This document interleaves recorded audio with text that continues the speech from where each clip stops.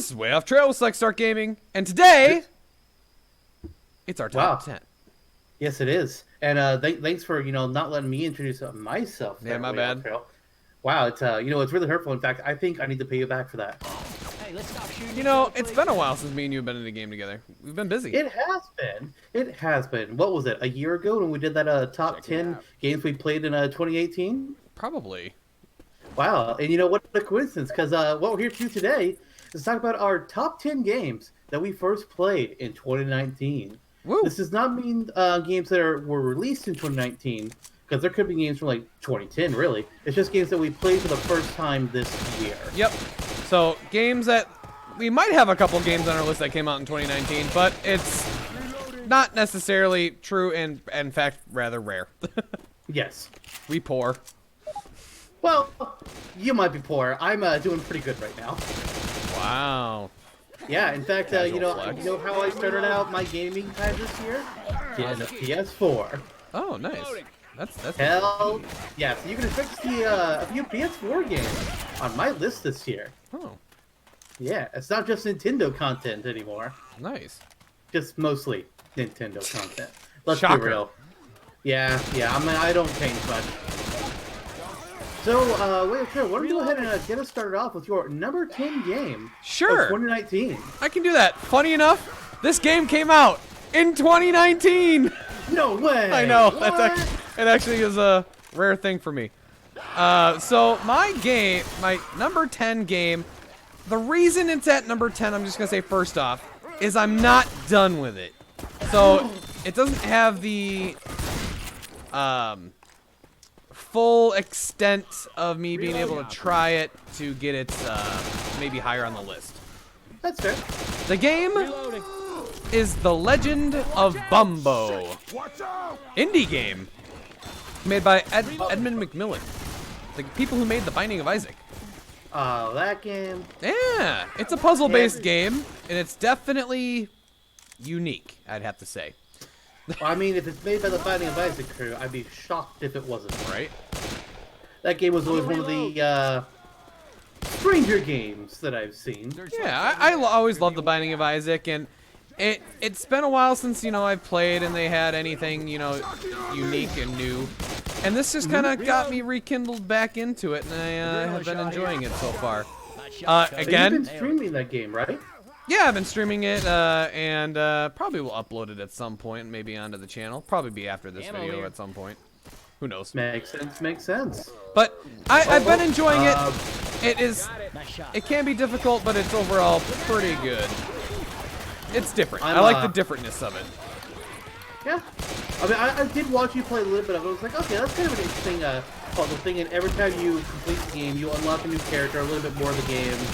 And they all play a little bit different. And it even ties...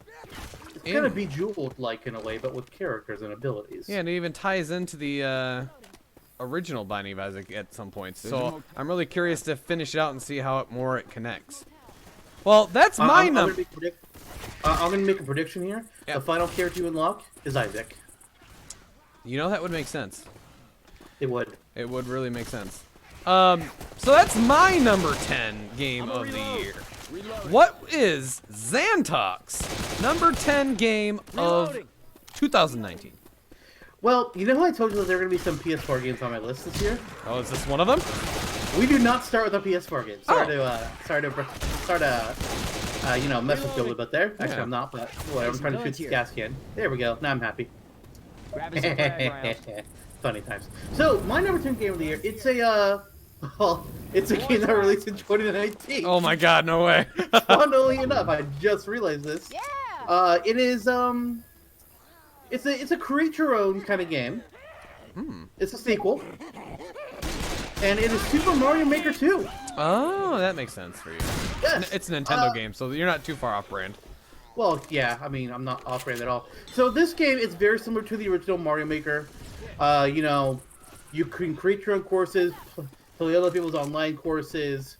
There's a lot of that fun stuff, but for this game, they added a lot more enemies, new features, a new game mode for Super Mario 3D World, as well as the fact that you can finally create slopes. You have slowed the ground now. You couldn't have that in the original Mario Maker, despite it being the #1 thing that everyone was asking for DLC. But they created Mario Maker 2. They actually just announced and released some new DLC just this past week, at time of recording. So just this December, really, where there's now a new power-up of the Master Sword, and you can turn into Link. This only works in the original NES game theme, and you can use arrows, you can throw bombs, you can do a sword dash, do the downward thrust when you're in the air. It's crazy cool that they actually did this.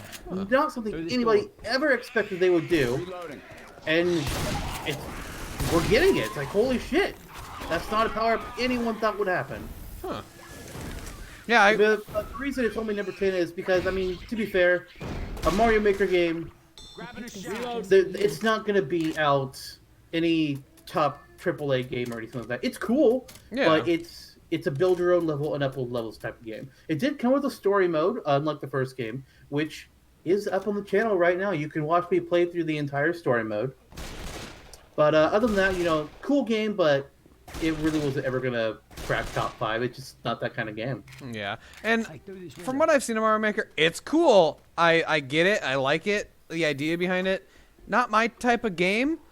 Fair. So I understand why. Even like if I did like that type of game, I probably wouldn't put it very high either, just because it's just how the game is. It's still a cool idea. Don't get me wrong. Oh yeah, yeah, absolutely. And while I love playing levels, I'm terrible at creating them. I have ideas for what would be cool, but I just can't put it together. Yeah, that would be me too. Like I'd be good, or I'd be okay with the playing the levels, but when it comes to the half that the game is made for, where you're supposed to create them, I'd be like, meh. Yeah. Like, nah, I'm good. So I mean, I feel like I'd be not playing half the game that meant to be played. Yep. So that's been my #10. What's your #9? My #9 is not a full game. It is a DLC for a game. Okay. But okay. it's its own, kind of thing. I did that without the expansion. Yeah. So I actually played this one with a friend of ours. You weren't around for this one. You have friends? Sometimes. I played with Tubbs. It is Borderlands, the pre-sequel, specifically the Claptastic Voyage. Aha! Okay. Yeah. It was shorter. It was a shorter DLC. It wasn't, I would say, it's definitely not my favorite DLC that Borderlands has had. It is for the pre-sequel because it's, like, the only one. But, I know, Borderlands 2 has had way better ones. But it was still really funny, and I rather enjoyed a lot of the humor in it. And me and Tubbs both were having a lot of fun playing inside of Claptrap's mind and brain. Which, oh god, that's where the game takes place? Yep, which is why the hilariousness of that made the game rather fun. The reason why it's not higher up on my list is its length, because it is rather short, but it's still pretty good overall. Yeah, and I just enjoy jumping. I love the world of Borderlands, so Borderlands usually always rates pretty well for me on any list. It's too bad Borderlands 3 isn't on Steam. Yes, I know that has been bugging the heck out of me. Otherwise, we would have started playing it already. Oh yeah, we would have. That would be guaranteed. You would have forced me to buy it day one. Yeah. Oh yeah, we would have had that done. That would have been guaranteed. Yeah. So, and I know I did want to kind of have you play it, but I knew it was going to be short, and I'm like, do I really want him to buy it? It turned out it wasn't needed. I mean, a longer DLC like the one we did for Tiny Tina. Oh, love that one. That's one thing, sure. That's a nice long one. We've got a good amount of content. Sure, I'll do something like that. But funnily enough, I actually forgot about that when making my list. The Tiny Tina DLC? Yeah, I completely forgot that even happened. I don't think that was this year. Was it not? Oh, well, there goes my memory being even worse. Because Claptastic Voyage, I keep a list now of every game I play because I know we're gonna do this. Same. And I knew Claptastic Voyage was one of the top ones on my list, which means it was one of the first games I played this year. Gotcha. Okay. Okay. Yeah, so, well, that was my number 9. Number 9 for you. Well, it's not quite a mighty 9, but it is a pretty decent game. I could actually swap this one with my number 8 because number 8 is certainly a much smaller game than my number 9, but I have my reason for why it's 8 and not 9. Okay. But my number 9 is actually Fire Emblem Awakening. Oh, okay. I'll bag you up on that. I've been, aware of the Fire Emblem series since Smash Bros. Melee. I mean, because of course, hey, Smash Brothers giving us Marth and Roy. But I tried playing Radiant Dawn on the Wii. Got pretty far, but kept on losing my character, so I kind of got screwed over because your characters die, they're gone. So I kind of got to start playing that one. But in Awakening, you can be a total scrub lord and choose to play casual mode. And then if your characters die, they still come back for the next mission. Which is great. I get to actually play through the whole game with all the characters. I don't have to worry about things. Yeah. So I was actually able to experience and completely finish a Fire Emblem game for the first time. Which is like, yeah, I get to experience this franchise that several of my friends are huge fans of. Yeah. And Awakening was the perfect way to finally jump into that for me. It only ranks at number 9 because, while I do think Awakening was pretty good and it did save the franchise from extinction, there are parts of it that bother me. It's also fairly simple in some areas. One of my big issues with it is that it's got time travel as a major hook to its plot. And, well, time travel, that can be a hit or a miss, and a lot of times it's just a complete and utter mess. Yeah. Messing with their own rules. But this game, it involves, hey, look, the future went to shit. So these people all came back for the future to change the fate and make things better. And these kids, well, they're really kids because they're all younger than everyone else. They are actually the children of you and the other soldiers in your army that you're currently fighting in. Okay. Which gets a little weird to a degree when you find out that the main character, because it's an avatar-based game, so one of the character you're playing on is you get to customize them, name yourself, change the hair color. You are them essentially. You can choose to romance one of the children that came from the future. Oh. It's weird. It's really weird. I hate that they do that. I would have, if they just removed that possibility, I would be much more okay with the fact that the future babies coming in. But, the game itself is so solid. The middle's a bit of a drop for me, but it picks back up at the end. I have a hard time getting over the whole future baby and ability to romance them shit. Especially when one of them is, the daughter of your best friend. It's yeah, that's weird. Yeah, that's a no for me. Huh. Yeah, I never was huge in the Final Fantasy games. I think we mentioned this before. Fire Emblem. Or, sorry, Fire. I never played Fire Emblem. Why did I say Final Fantasy? I meant Fire Emblem. Because I'm a big Final Fantasy fan. Yeah, another game type I never got big. Actually, I never even played a Fire Emblem game. But there's tactical grid-based strategy RPGs. Yeah, and those aren't really my type of deal. Oh gosh. Yeah, that's the thing. Yeah. But it's a very enjoyable series. I want to experience more of it, but it's pretty much going to require me to get the hunter off of me and look up Let's Plays that other people have done, because it's a game that I just can't do without being able to, save characters from death. Yeah. Throwing a pipe bomb. Yeah. So that was your number 9. Time for my number 8. Shockingly enough, this game also came out in 2019. I know I've changed. I've actually got games. You are not the Wayofftrail I know. I know, usually I'm an oldie. I play games that have been out for a very long time. You also play small, weird games. Hey, the Legend of Bumbo would still qualify in that. I was considering Costume Quest, Broken Age, and Little Inferno. Yes, that's true. And this is actually not a very small game. This is a pretty big title. Oh? Yeah, this would be Call of Duty Modern Warfare. I just lost respect for you. So, it's number 8, and there's a reason why it's so low. on my list, even though it is a 2019 game and whatever. I have beaten the single player, which eventually will be on our channel, hopefully. There's an unavailable witch, by the way. Yeah, I'll get it. There is a there is quite a few things about it that I rather enjoy. It's a game. I don't have many games that I can just mindlessly play. That's fair.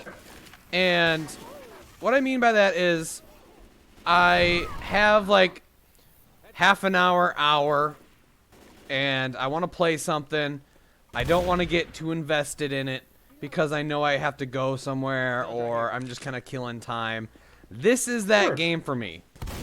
It is a game I can just kind of hurry up, load up, boom, start playing, and be done when it's time. And Makes sense. And I don't have many games like that. I tend to be a player who will play a long story-based game that takes forever to play, which is why I like the Assassin's Creeds that I had a lot of last year. That's why there was a lot of them on the list. And why some years I can't pick many games because those are all the games I play. So it's very rare for me to have a multiplayer game high on my list like this. But I just enjoy it, and I like leveling up like my weapons and stuff and getting the camos, and even though it's nothing super spectacular, it's just something different for me. It's a different game. That's fair. And yeah, big reason why it's lower, the story. There's not much of a story. It's a shooting game so that's why I would consider it lower. And again, it's a more mindless game. I don't need to focus on it. Sure. And, you know, as much as I personally give the Call of Duty franchise grief, the one thing you gotta admit is it's got a simple formula. As long as they don't fuck up the formula, the games are probably going to be at least Hey, decent. fire bullets right here. Yeah. And they do have decent, like, you know, stuff. There's obviously stuff I don't like about it, like certain maps, and, you know, the community for that particular game is what it is. Yeah. Which is why I keep them muted for the most part, just because of how they are. But, yeah, it's still a good mind waster. So you're telling me that you don't want to hear 13-year-olds talking about your mom? Yeah, correct. They don't Okay, know, you know, that's how fair. lovely my mom is. That's true. They don't. She's a very lovely woman. I know. We're in such a hurry. All right, so that was my number 8, a big AAA game. What about you? What is your number 8? Is it as big as that? No, it's really not. It's not a big AAA game at all. In fact, it's a party game. Oh. Not Mario Party. No, no. I think come I on. know. I know where this is going. Oh, do you? I think so. It is a 4-player game Oh, maybe not. playing as animals. Oh, I now know what the game is, but it was... across a series of hellacious platforms that get worse and worse every round. It's Ultimate Chicken Horse. I'll say, I thought it was going to be a different game, and then you said the animals that I'm like, okay, now I know what it is. It wasn't the one I thought. Oh yeah. No. But I considered this swapping this one around with Fire Emblem Awakening because, to be real, Fire Emblem Awakening, it's a bigger game. It's got a story. It's an RPG. These are things I love. But Ultimate Chicken Horse is an amazing party game. You could have a lot of fun with, whether you're good at the game or bad at the game. It's hilarious entertainment to watch and to play. It's just fucking good. Really. It's just fucking good. I love playing it. I wish I could play it more, but, you know, you kind of got to have friends. Ah. And it's not something that, sure, there's an online, but it's not something I really want to do an online thing for. Oh, hey, hi, this thing. Yeah, Well, I could mean, see. it's a simple game. Yeah, I enjoy it, but I can't really put it up higher than this. Yeah, party games are hard, I would say, to also put high on a list. Yep. Just because, I mean, every round is usually different. And, you know, some games go great, some not so much. Yeah. I have not played Ultimate Chicken Horse, but I have seen it played. Again, another game that I probably would play, but I don't really want to pay for it. It's on Steam. It's on consoles. Yeah. You can get it anywhere. And you start out only with the 4 main characters: the chicken, the horse, raccoon, and sheep. But you can unlock them by just playing the game normally, or you can enter in a code and just unlock everything straight from the bat. Oh, I just, I don't know. Again, not super my type of game. Me and you have very different tastes in games for the most part. That's true. Which is why you don't see super many multiplayer games from us. Just because we don't have a lot of the same games. We don't agree a lot. Yeah, that too. For us to pick like a game that we're like, yeah, let's both commit a lot of time to this game is very rare. Yep. So that would be my number 8. What's your number 7 game? What's your number 7? My number 7 would have to be answered after I flip this switch. That's fair. Because I know how this game works. My number 7, so I can look over. Oh, yeah. I have it written down, so I had to look. It is another different type of game. In fact, it's a simulator game. Oh god. Is it Truck Simulator 2019? Actually, was this game 2019? I don't know. Really? This is either early 2019 or late 2018. So Twitch streamer simulator. Right. We need to practice on that one. Yeah. It is Thief Simulator. What? Oh, I've seen that. Yeah, it is very fun. Like, you know, simulator games are a hit or miss game. Like, depending on what it is, can be either really good or really bad. This one qualifies as really good. I still think they're adding to it, but I like it because it is a game where you get to be the bad guy, and I very rarely play as the bad guy. Even if I get a choice, I rarely play as the bad guy in video games. I don't know why. I just don't. But in this one, you get to play as a burglar, and like, you know, you don't kill people, you don't do any of that, which is also different. Usually you're also, like, if you're being a thief, it's like, oh, if you kill a couple people on the way, oh well. But this one is purely you're trying to sneak, you're trying to get, like, this is like a stealthier game, and you're trying to figure stuff out and be sneaky, steal even cars, and you kind of, like, progress as you go on, and you start, like, getting better equipment and stealing more high-end items. And it is just really fun. All the different things you're allowed to take and all the different houses and stuff. The reason why I didn't get higher on my list would be that it does get a little repetitive because you can go back to the same houses and the houses are the same as the last time you went in them. Yeah, which that part gets annoying. And it wasn't fully done at the time. And certain parts of it just took for, like, the car dismantling. Oh my god. That just, whew, that was a pain. But overall, though, another very unique game that nothing else really like it, that just was a lot of fun to play, and I really enjoyed it. In fact, it's actually on our YouTube channel. Most of the games, actually, majority of the games actually, are all of them on our YouTube channel? No, not all of them. Not all of them. One of the games on my list is on our YouTube channel. Just one? Another one is coming. Ooh, yeah, I have a couple coming. Or in the process. There's several on my list that I want to do. It's just, I need to give myself more time away from the game before I play it again. Right.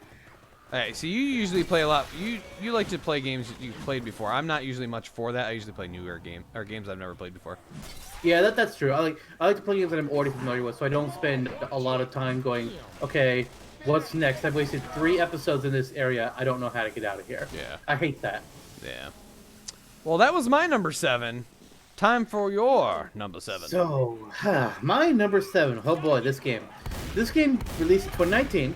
Oh, man, we are on a roll. Well, this game was the source of a lot of controversy this year. It's still the source of controversy. It's Pokemon Sword and Shield. Oh. Yeah.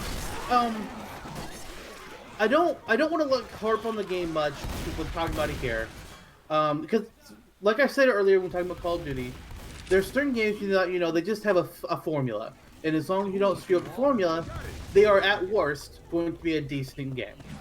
And that's really the case of Pokemon Sword and Shield. You still the same typical Pokemon formula. You're catching a team of Pokemon. You're going up against gyms or trials if this is Sun and Moon. You're taking down some kind of villain. You become the champion in the end. It's a typical formula, which is good. But it's where a lot of the other game happens, where things start to fall apart for me personally, and where a lot of the controversy happens. There's a lot of glitches in the game, like stuff that should not be happening in a AAA type of game. With that's one of the biggest media franchises in the world. It's a sloppy mess. There's certain decisions made that are just nonsensical. Like, oh hey, did you know that in order to edit your sound options, like lowering the game's music or the specific Pokemon cries, in order to do that, you have to talk to a completely optional, easily missable, random-looking NPC for them to give you a key item called high-tech earbuds, which then allow you to edit your sound options. That seems What the ridiculous. Of all the crazy decisions that happened in Pokemon Sword and Shield, that's the one that I don't know how anybody could possibly defend it. That's not to say that the games are horrible or that this one decision drags them down to the abyss. Oh, I wanted to shoot that, damn it. Oh, but there's a lot of things about the games that they add up. It's a lot of small stuff that adds up to a ridiculous factor. They're still Pokemon. They're still good Pokemon games. But as one reviewer said that really resonates with me, is that Pokemon Sword and Shield is a good game. But until the Pokemon games start to improve certain areas and fix certain poor decisions, we may never see a great Pokemon game again. Which is a damn shame, because I love the franchise. Yeah. And also, why the hell is Charizard the only old starter Pokemon in the game? No Bulbasaur, no Squirtle. What the fuck? So I myself also love Pokemon. Love it. You know that. I'm a big Pokemon fan. Am I like super knowledgeable about it? No, I don't like study who's the best, or I usually don't even look up the new Pokemon until eventually I play it and I eventually just learn them naturally. Yeah, I usually like to have it, be new and fresh when I first play it. I do plan on playing Sword and Shield. Do I plan on playing it immediately? No. But it's on my list at some point to get and play. Yeah. Because I love Pokemon games. Now, and it is an enjoyable game to play. Like, it's a Pokemon game. Again. But there's just so much with it. It's just like, why? Why? And the one thing that has bugged me a lot more about Pokemon, I know that I understand the idea of, hey, we need to change it up, Yeah. It's almost becoming a new game, which Dynamax is stupid. It's stupid. Yeah, like I wasn't a huge fan of Mega Evolutions. I wasn't a huge fan of Z moves. It's starting to get a bit much where I'm starting to lose the what's the word? The nostalgia or recognizableness of Pokemon itself. Like I feel like it's starting to become something different. So I mean, that's my my take on it. I still love Pokemon. Like I love catching new Pokemon. I love finding them and evolving them. That stuff I will always battling. That stuff will always have a place in my heart. And I mean, it's a lot of franchises. This is something that's happened to the show Survivor as well, as they last long enough that the creators, producers, or whatever start to lose faith for whatever reason, even though everything's still going strong. They're like, let's make changes for the sake of making changes. And a lot of times, in my opinion, it doesn't work. You either kill the franchise or you have to somehow salvage it. Sometimes, there's that rare time where it's like, wow, you revolutionized it without needing to, but you still revolutionized it, and it's holy crazy awesome now. Like Zelda, there's nothing wrong with Zelda as was, but Breath of the Wild was a revolution. Yeah. Like, holy shit. Yeah, Zelda does a pretty good job of actually, like keeping things fresh without totally ruining the game. They may have one slip up, every once in a while. But for the most part, no, they don't have that issue. It's usually always a new game every time, it feels like. Or, not new game, but a Zelda game. You know what, you've got the feel, you know what it is.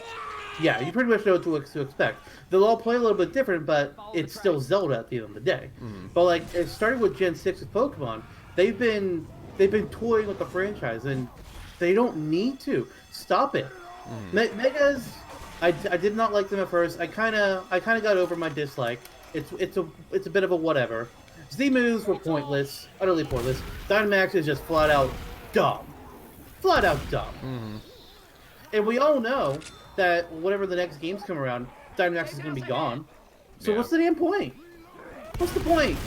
You're just creating new designs for Pokemon for no real reason. This is not going to help the franchise. It's not something that you're going to use to revolutionize and improve moving forward. We're just doing it to do it. Well, I think we should move on. Because I feel like we have... We're beating the horse. Yeah, and I feel like me and you could go on forever about this. Oh, yeah, absolutely. But we have a top 10 to finish. We do. What's your number 6? My number 6 is a sequel game. It is the second in the franchise. And it will be the final. I know that for a fact. Oh. It is Minecraft Story Mode Season 2. Oh, that's a rip. Yeah, because, well, the company is no longer really a thing. So, I'm picking Minecraft Story Mode Season 2 to take spot 6. Here's why. 1, I love Telltale Games. I know the company has messed up. I understand that. But pretty much how I'm looking at it this way. The game is separate from the company right now. We're not, it's not basing it how the company is. But it is just it was a actually really decent continuation of the original Minecraft story mode. I usually, you get a little worried that the game's going to be either like a retread. Yeah, they're going to try the same stuff. No, it was different, but it still felt like I was playing the first one. So I really liked it. I liked having my opinions, mean stuff, all my choices. And I like Minecraft. I like Telltale Games. It's just the best of two worlds there. And, yeah, that's why I would rate mine number 6. I don't really have much more to add to about it, but without, obviously spoiling too much. Naturally. It's really a shame what happened to the Telltale Games company, because they had a pretty sweet gig going. Oh, yeah. It was one-of-a-kind games. Oh, yeah. They could have looked a little bit better, personally speaking. And depending on the graphics. But yeah, the whole nature of being a choose-your-own game where your choices literally matter, and you could end up completely different how, like, your best friend next door is playing. It's crazy. It's awesome. They got some great IPs that they were working with: Batman, Game of Thrones, Guardians of the Galaxy, Walking Dead, Minecraft. But I'm not sure what exactly caused them to fall apart, but they eventually fell apart, and we will not have more Telltale in the future, very sadly. Yeah, unless another company picks it up, but it won't be Telltale anymore. It will be something different. I fully expect some company to try and be a spiritual successor, but they'll be done in their own different way. Yeah, and a lot of times I like the play and art style of the Telltale games. So and usually they're pretty good at. I like the details and the lines and stuff like that. But anyway, all right. Well, Zantok, that was my number 6. What is your number 6? I showed you mine. Show me yours. Well, that'd have to wait till after this video. No, but my number 6, I actually also debated switching this one with number 7, and it took a while before I came to my decision on it, because number 6 is, at the end of the day, a fan game, and I wasn't sure if I should put a fan game, especially when you hear what the fan game is, if I should put it over Pokemon Shield or not, or Pokemon Sword and Shield or not, or if just the fact that Pokemon Sword and Shield is more of an actual real game, if I should just put it above that for that reason. But I figured, you know what, Sword and Shield's issues, I'll leave it at 7. But number 6 is Poke MMO. Oh. Poke MMO is, well, it's an MMO Pokemon game. And it's not one where you get to go to all the regions and, have a whole open world travel around type of deal like a lot of people want. Instead, it's more or less an emulator of multiple games all packed into one, but as an MMO, and you can be interacting with other people, trade with other people online, battle them, sell items on a complete auction house type of system. Right now, the only regions that are in it are Kanto, Hoenn, and Unova, but Sinnoh is coming, and they're all based off of whatever their most recent versions are. So when you're doing Kanto, you're playing through you really are playing through Fire Red and Leaf 3. When you're in Hoenn, you're playing through Emerald. When you're in Unova, you're playing through Black or White. But they all connect to each other, so you could play like the first 4 gyms of Kanto, and then travel to Hoenn, taking your Kanto Pokemon with you, and play Kanto with them. Or you could do like alternate gyms through each region and play through all of them relatively around the same pace. It's a really cool, interesting idea. I love the fact that they did that, but I can't put it any higher than 6 because, I mean, it's a fan game that's a collection of emulators all piled in together. So I can't put it any higher than this just purely based on that, and that's why I consider just dropping it down to 7. But I was like, you know what? It's an inspired choice. Game Freak's never gonna do it. And it's multiple Pokemon games in one. It's sort of like a big old collection pack, which I love it. It's cool. I haven't done a whole lot of playing in it myself, but I've done enough to get, the feel of that. I mean, it's fucking Pokemon. Again, there's a simple formula there, and it's just the emulators. It's just the fact that they are all packaged in together. You can have connectivity between them. You can form guilds. You can have crazy trades. Breeding works a little bit different. Unfortunately, the Pokemon that used to breed disappear. Oh. So you lose them. Oh. Which makes IV breeding very hard for those who care. Yeah. Luckily, I'm not one of those people. I am also not one of those people. Yeah, no, I just don't give a shit about IV breeding and all that battle perfect nonsense. But for what it is, it's pretty damn good. Huh. I remember you talking to me about it. Again, this is where me and you differ a lot. MMOs. I'm not super huge on them. And I know you like them a little bit more than me. Well, not really. I'm not a big MMO fan generally either. But it kind of depends on the content. In the general play style. Like, Pokemon, it's the regular Pokemon gameplay. And all the moves, all the stats, abilities, they're all based off of the most recent gen at the time, Gen 7. I'm sure someday they'll do Gen 8 and update everything for that. But it's really just a collection of Pokemon emulators that connect to each other. It has MMO qualities, but that's pretty much it at its core. It's multiple emulators in one. No. So that's really all I have to say about Pokemon MMO. Okay. Or Poke MMO, rather, as it's actually called. And we are now both in our top 5s. Ooh, we're halfway there. Halfway there. Oh, living on a prayer. Sorry. Anyway. My number 5. Top 5. Now, this one you'll be like, okay, this sounds more like you. This is... Coach, what are you doing there? This sounds more like a Wayofftrail, smaller indie game. Yep, this makes sense. My number 5 game.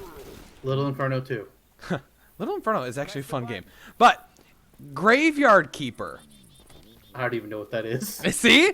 It is a game where you play as a graveyard keeper, funny enough. And the story, there's actually a little bit of story to it.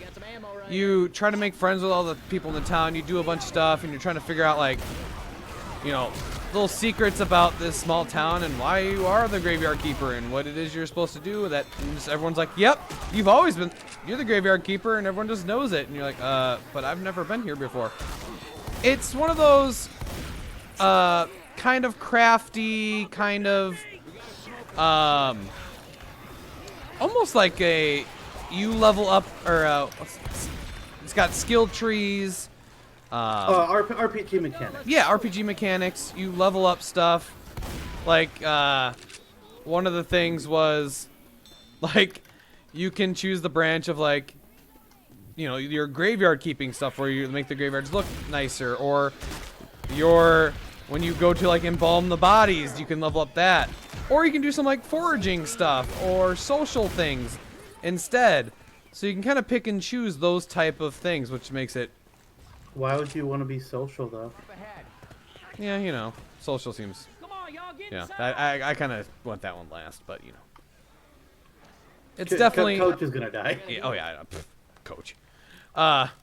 It's definitely another. See, for me, different type games work really well for me, and games that have a lot of story. And this game was just another fun.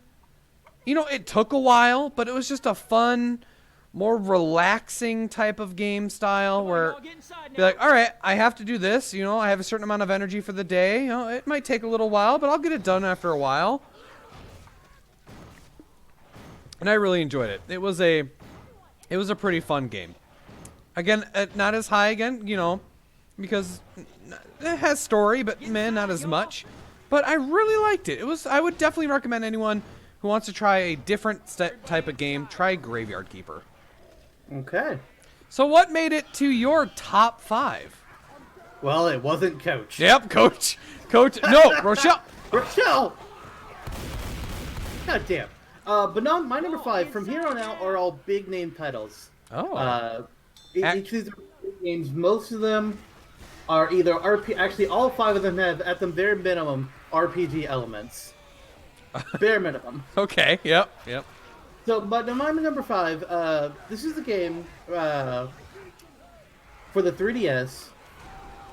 It was not. I don't think it was. No, it was not originally for the 3DS. It was a remaster with additional content. I got it. I'd wound up buying a 3DS earlier in the year. Or it might have been last year. I don't quite remember when it happened. But it was one that would come with the capabilities to record games on the 3DS for YouTube. We haven't done any yet, but we have the capability to now. And this 3DS came with a lot of games pre-installed on it. One of these games was Dragon Quest VIII. Okay. Now, I've known about the Dragon Quest series for a long time. I had 7 on the original PlayStation, and for a variety of reasons, I wasn't able to finish 7. But I started playing 8. I was like, okay, you know what? Let's get some actual Dragon Quest history in here. Let's get the experience. Actually, play a game for myself and be more familiar with the franchise as a whole. So I started playing 8 since I had it there, and I was like, okay, you know, this is fairly simple. I'm traveling around with some king who got turned into a monster. I'm apparently one of his knights. There's a bandit dude that's following me because of reasons. And, you know, you're fighting monsters, and you're chasing down this sorcerer who cursed the king, because the game's called Dragon Quest VIII and the Journey of the Cursed King, funnily enough. And it plays out like a pretty standard RPG. I mean, the Dragon Quest games all have a fairly similar battle system to them. There's not a lot different, at least through the modern titles. I mean, obviously, you go from 1 to 10, and there's going to be a lot of differences between them. But the game was pretty good. The story was pretty solid. At times, I was just like, what the hell am I supposed to do? I'm completely lost here. I'm in a maze-like city, and I don't know where to go. But I had a lot of fun times in playing it. It was like, cool, I actually have some familiarity with this franchise now, which came in at a good time since this year, the Dragon Quest Hero, because they don't have real names, all the protagonists just are called the Hero, got out of the Smash Brothers. Oh. Yeah. It was rumored and heavily speculated that we were going to get the Hero in Smash, but we didn't know for sure. It was after I played 8 when they announced it. I was like, all right, cool, yeah, awesome. And it's, at least for Smash, you know, you're playing as... They have the character models for 4 different heroes from Dragon Quest 1, 3, 11, and 8. It's like, awesome. I get to play as the one that I actually played as. Nice. Yeah, that's really convenient. Yeah. You know, It's also fairly one of the more popular Dragon Quest, so that's nice. No. You know, Dragon Quest is one of those games I could feel like if I would have just known about it earlier, I feel like that probably would have been one of the ones I would have played. Mm-hmm. It could be one I eventually play, but I could see myself eventually getting... Something about that one seems a little more interesting to me. I'm not sure why, but just something about it. Either the art or the little things. I don't know. Right. And there were very few times when playing it that I felt like I needed to grind because of bosses. For the most part, I felt pretty damn solid.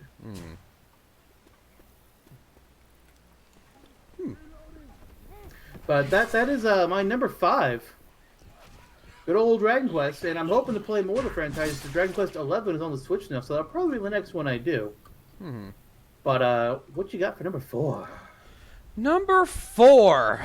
You know, it was bound to happen, right? You had to expect this at some point on my list. No. It made a pretty big impact last year on my list, and God damn it. it's time to at least add one and only one this time. I know that's going to be the shocking part. There's only one, but I have to do it. Assassin's Creed, one of their games, has made it to my list. This one is Assassin's Creed Syndicate. Here's why. Is that the one with the lady? It is you play as you can play as two people. You play as two people. You play as it's a brother and sister assassin. And you kind of can switch between the two. I preferred her. She was more stealth based, so I liked her a lot better. He was more brawler based. I'm like, eh. But I'm going with Assassin's Creed Syndicate here. Of the Assassin's Creeds, this one I would rank a little higher than some of the others. I really liked this one. It was pretty good. It was rather fun meeting some of the famous characters from this time in England and London and stuff like that. So that was kind of cool. I knew a little bit more about it. I didn't realize until as I was making my list, I really only played one this year, which I was like, wow. I mean, Slacker. I did play a lot of them. I have installed the next one I will be making that one's debut or not debut, but I will be playing it soon, I imagine. It's because I realized it had been a while since I played an Assassin's Creed game. I'm like, I'm having withdrawals.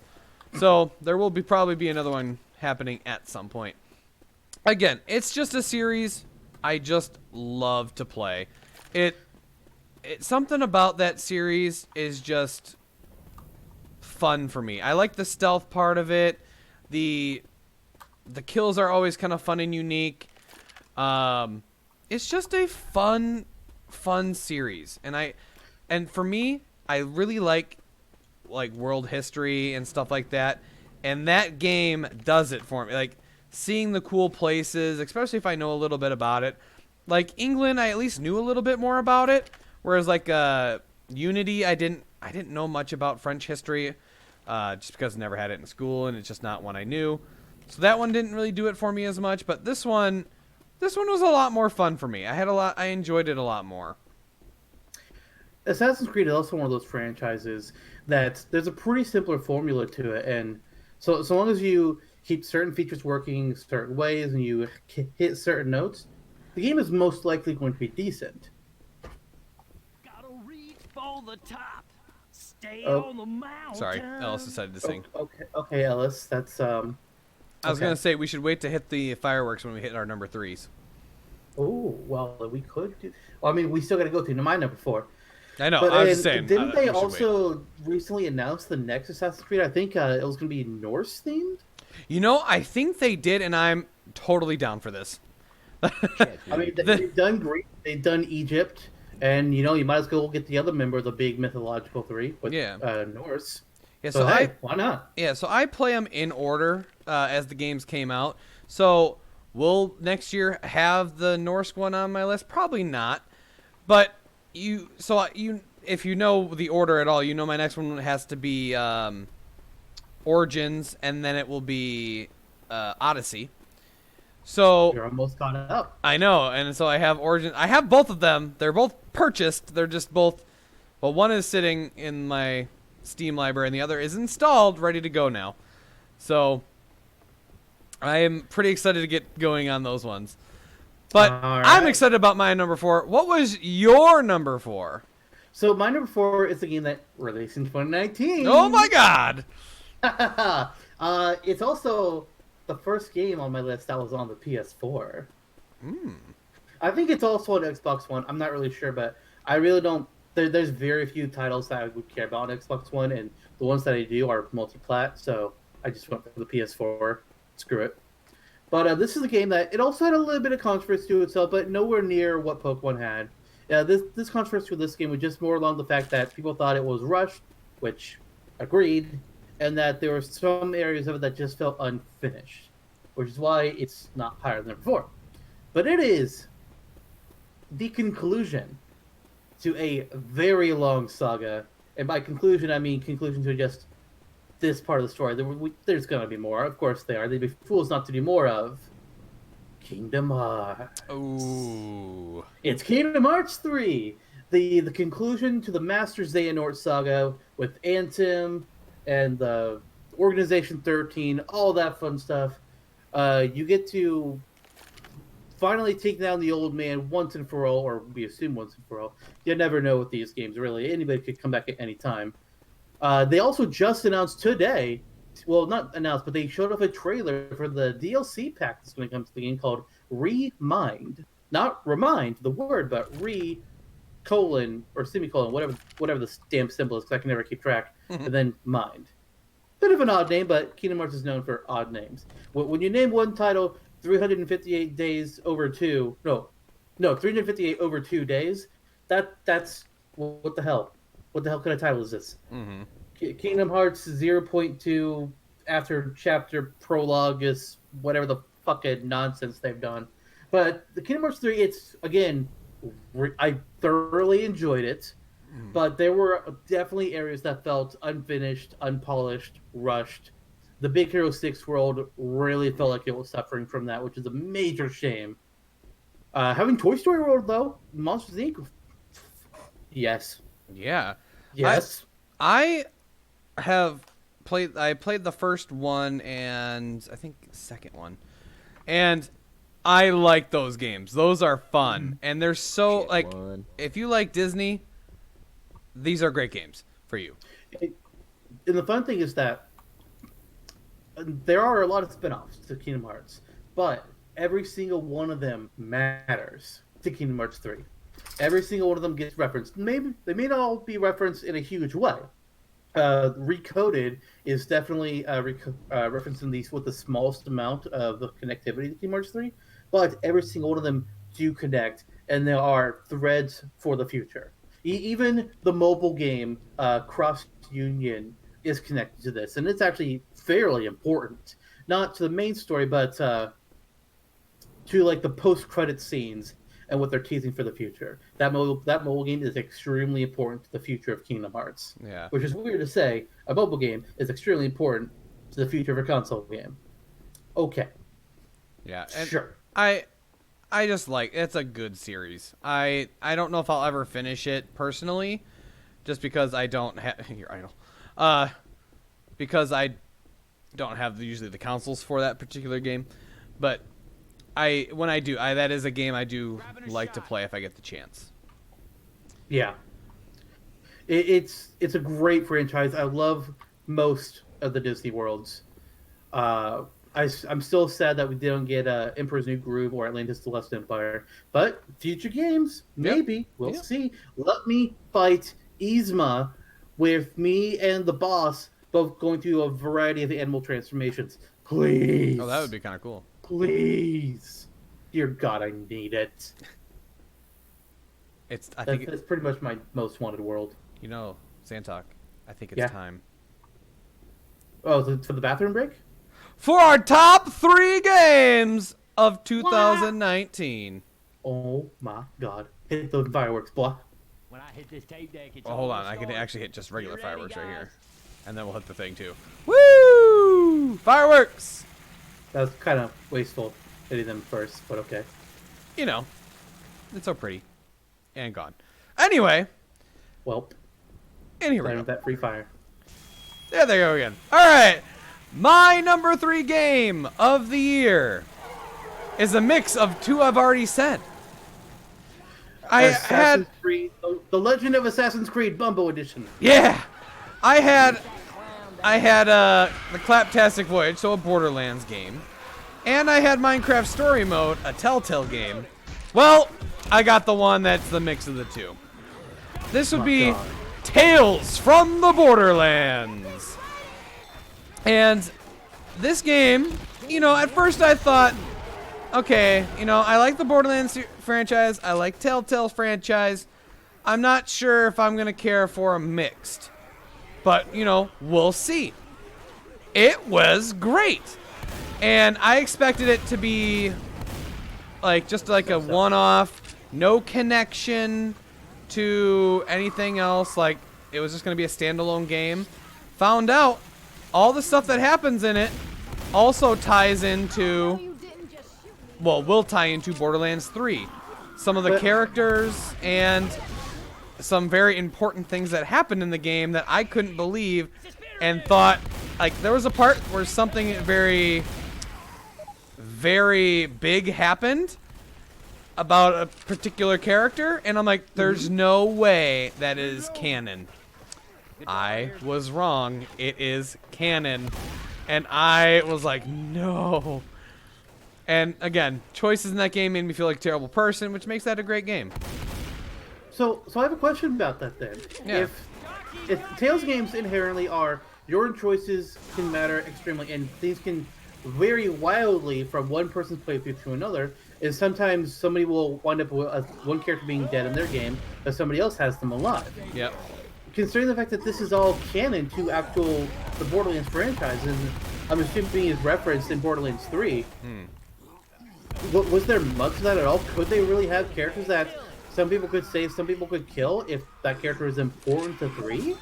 How would that work? A lot of it wasn't necessarily the characters that you met along the way could die. There was a couple that I know there was for sure one that you could save or kill.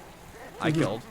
But there was a character that would die for everyone, no matter the choice, and that was the character I was surprised.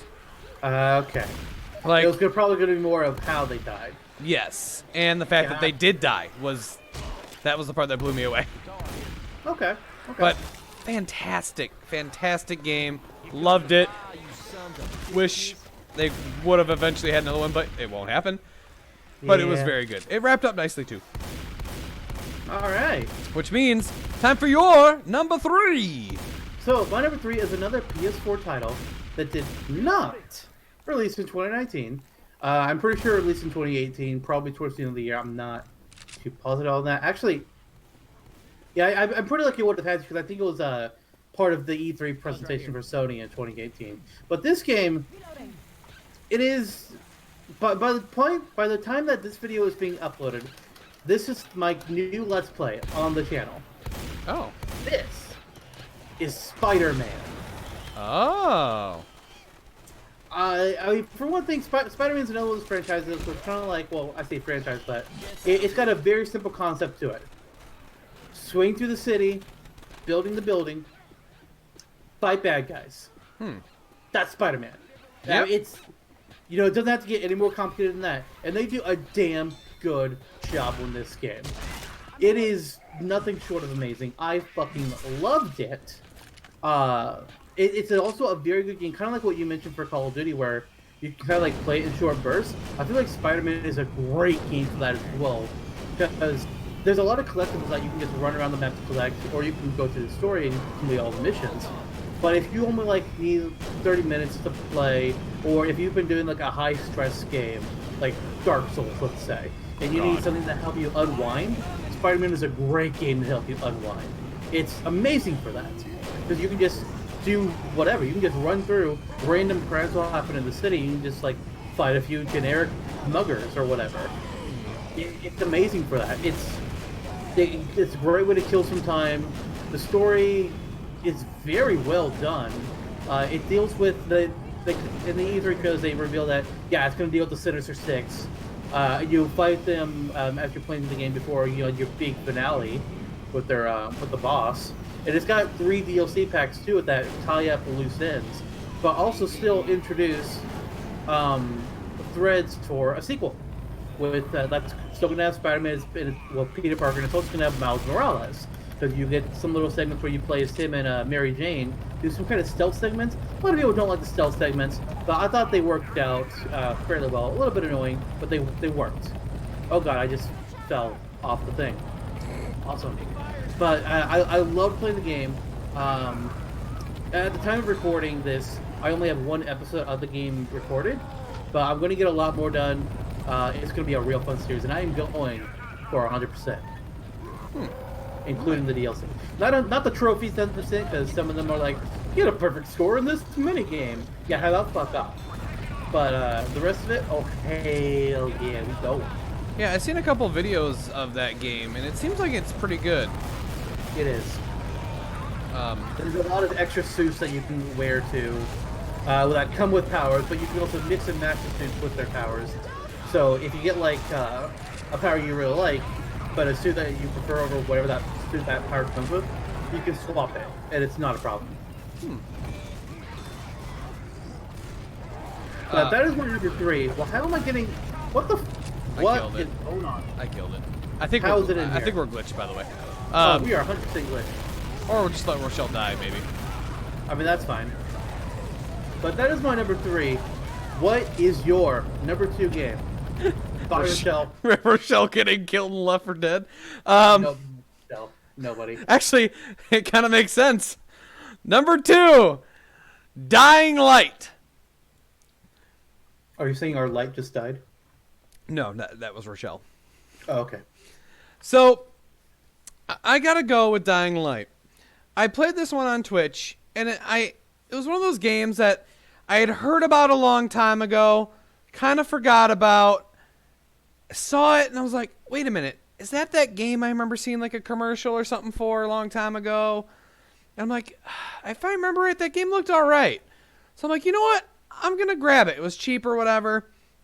And I'm like, playing, first started the first session of it.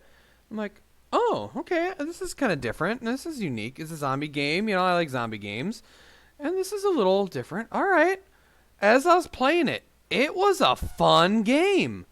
And I was really enjoying it. It was the right amount of hard.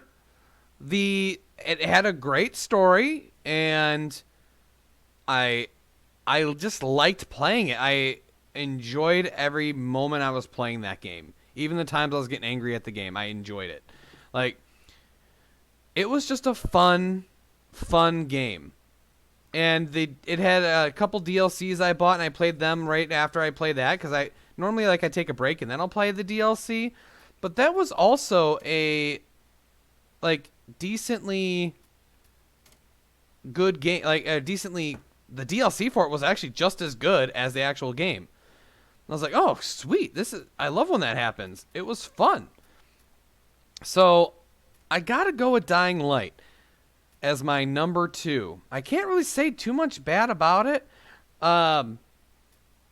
Besides, I would hope not. It's your number 2. Yeah, and it was a lot of fun. I know Dying Light 2 is supposed to be either, I think it might be coming out very soon. I'll probably end up getting that one too. I'm interested to see how it plays out, and it was a good game. I'm really excited to give it a shot at some point. All right. Well, my number 2 is a game that came out in 2019, and it is in the same franchise as another game previously mentioned by me on my list. Oh boy. This is Fire Emblem 3 Houses. Okay. So, I mentioned before about how Awakening was the first Fire Emblem that I completely completed. 3 Houses is the second. It has that casual mode, so I don't have to worry about losing my characters, and I can keep playing through the game as I want. But this was a game that, when it was being advertised, I really wasn't sure about it. I really didn't know if I wanted to go for the game, because Fire Emblem can be hit or miss. And when it was first being advertised, I hadn't played Awakening yet. I played Awakening to prepare myself for this game. Okay, Lewis, sure. Because tripping over my words here a lot here, I know. No, you're good. But Three Houses, unlike other Fire Emblem games where you have your protagonist and that's who you're playing as, and they're recruiting people to the army, whatever. There's you got war going on. This game has three protagonists, and early on in the game you get to choose which one you're going to be joining with because you're an avatar character, you're a former mercenary that has now been hired to teach at a military school essentially, and you're choosing which one of these three houses you're going to be the instructor for. There's the Golden Lions, which are led by Claude of the Alliance, the Lester Alliance. I was trying to remember what the name was. There's Edelgard, the heir to the throne and princess of the Adressian Empire. And then there is the Blue Lions, who are led by Dimitri, the future crown prince of the Holy Kingdom of Fargus. And so with each of these three houses, there are three completely different plot lines to play through in the game. It's not like some games where you have to play it 3 times to get the full story because, they're all happening at once. No, whichever one you choose, that's the story for that game, and the other two paths are not happening. So they are very different in that respect. There's also a hidden fourth path that you can play through as well, but it's only unlockable if you're playing with, under Black Eagles. So there's technically 2 Black Eagles paths. And I have no idea where I'm at right now because the game is dark. But the game is, I started playing it. I initially wanted to do streams of it, but I wasn't going to play it as often as I wanted to. So I just decided, screw it, I'm just going to play it whenever I want. And I killed the stream of it. But I played through my first playthrough, immediately jumped to the second, immediately jumped to the third, immediately jumped to the fourth. That's how the game had me hooked in. It's like, I want to play all of this game right the hell right now. Did you just skip to the last mission of No Mercy? Yes. Okay, I was wondering, this does not look like the first chapter. No. Threw me off the wheel. But I really love 3 Houses. It has its issues. Absolutely, it's got some problems to it. There's evidence of it being rushed into areas. My personal favorite route, the Black Eagles route, it has less chapters in the game than the other routes. So it's like, well, that's disappointing. And they could have expanded on certain areas more than they did. It's like, oh well, that's a shame.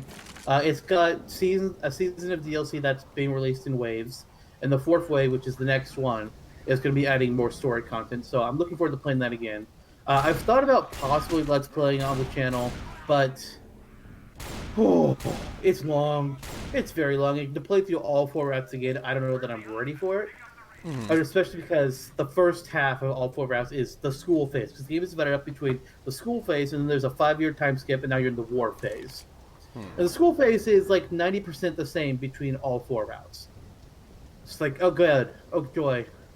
It's pretty much the same content over and over again for the first half of the game. God, why? So in that respect, a bit of a pain in the ass. But I still love playing the game. The characters are great. I'm in a small Discord server right now at the time of recording. I've been running a favorite Fire Emblem character poll, and one of the main lords has made it to the final 4. Oh. Yeah. I don't know if they're going to get to the final 2 yet. That's the final 4 poll is going to go up tonight, so we'll be finding out the final 2 tomorrow.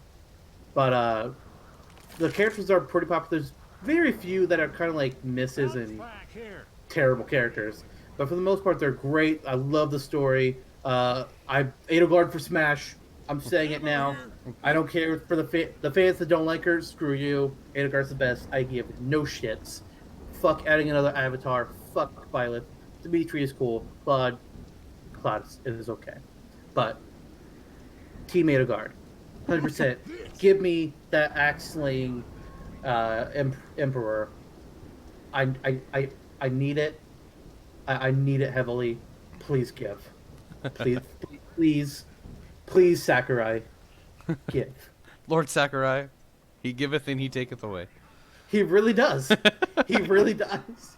We're still waiting to find out who the 5th DLC character is at, again, time of recording. By the time this goes up, we will probably know. Spyro. Please. my top 3 most wanted right now of the characters that haven't been deconfirmed from leakers are Spyro, Phoenix Wright, or shit. Who's the 3rd one?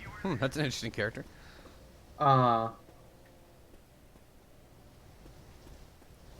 Fuck.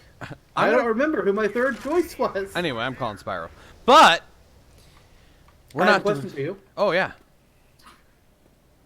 Of all the games, all the games that you played in 2019 for the first time, what is your king of games, your number one?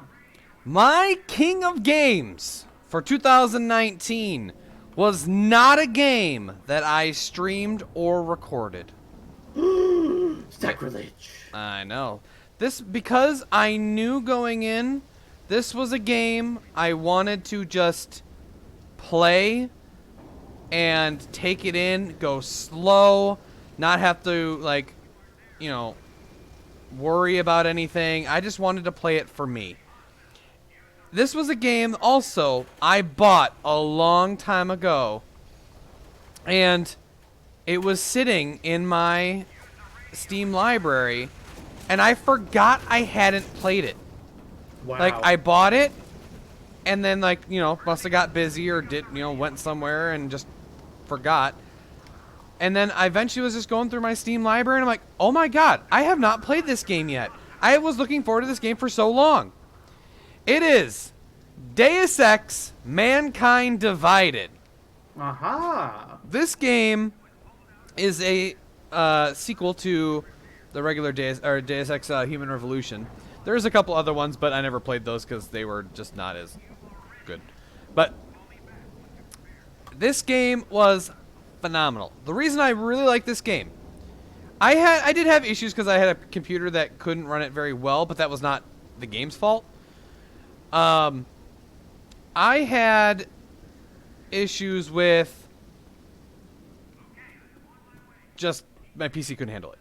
But what I really loved about it was the fact that you can go stealthy, you can go guns blazing. It's up to you how you want to do it. So for me, I love being the stealthy one in the games. I want to be the one who is sneaking into places, you know, that you're not supposed to, they not that they don't want you to be there, but the enemies don't want you to be there. You can just avoid enemies, silently take them down, tranquilize them, stuff like that. And I just had a lot of fun with that game. And I really liked Human Revolution. It's still one of my all-time favorite games. And this is probably up there too, along with Human Evolution. And I just had such a fun time with it. And it's just great. I loved using the tranq rifle, the stun gun, and just all the assassinations you can do, and hacking or looking at hacking into things, and it was just a good game, and I really, really loved it. And I highly, highly recommend if anyone has a PC who can run it. That because I have to specify that part, because there were a couple areas my character had a little trouble. Thankfully, there usually wasn't enemies in those areas. It was just like the main world. So thankfully, the areas where I had those issues was not a problem. But it's just a fun game. I really enjoyed, and yeah. So that would be my number one game of 2019. Now, I have a question for you. What's up? Of all the games you played in 2019 for the first time, what would be your favorite game, the King of Kings, number one? So, this game came out on the PS4. It is not a game that released in 2019. However, it is a game that, as soon as I finished playing it, I knew this was going to be my game of the year. I knew it. I knew, even though Pokemon was on the way and we didn't know about all its problems yet, I knew it was going to be Pokemon. I knew it was going to be Fire Emblem. I knew it was going to win. That's kind of how mine was. Mine was done very early in the year too. I started playing this game in January. That's how early I started playing. Then I kind of got irritated with a little bit in the beginning before I came back to it and just completed the whole thing. There is a tank up here. That is bad. And I just pretty much started playing it again. I just went straight on to the end. It sucked me in. I loved its plot. I loved its themes. This game is Persona 5. Oh. I have never played the Persona franchise before this. I had never even heard of the franchise until until a couple months before I got the game. Never heard of it. I didn't know it. I did not know it was a thing. You know, I haven't heard. I didn't really know much about it until Persona 5, just because they had a character get introduced. Exactly. About this time last year, at the Game Awards for 2018, Nintendo announced the first DLC character coming to Super Smash Bros. Ultimate was Joker. Joker being the primary protagonist of Persona 5. And I don't know who this was. I was just like, I don't know this character. Why should I be excited about this? But several of my friends knew Persona, and they were hyped. They were extremely excited. I was just like, all right, you guys are gonna have to sell me on this because I don't know this game. I don't know it. And it's an RPG with a lot of stealth elements, and a large part of its theming is high schoolers taking down a corrupt society.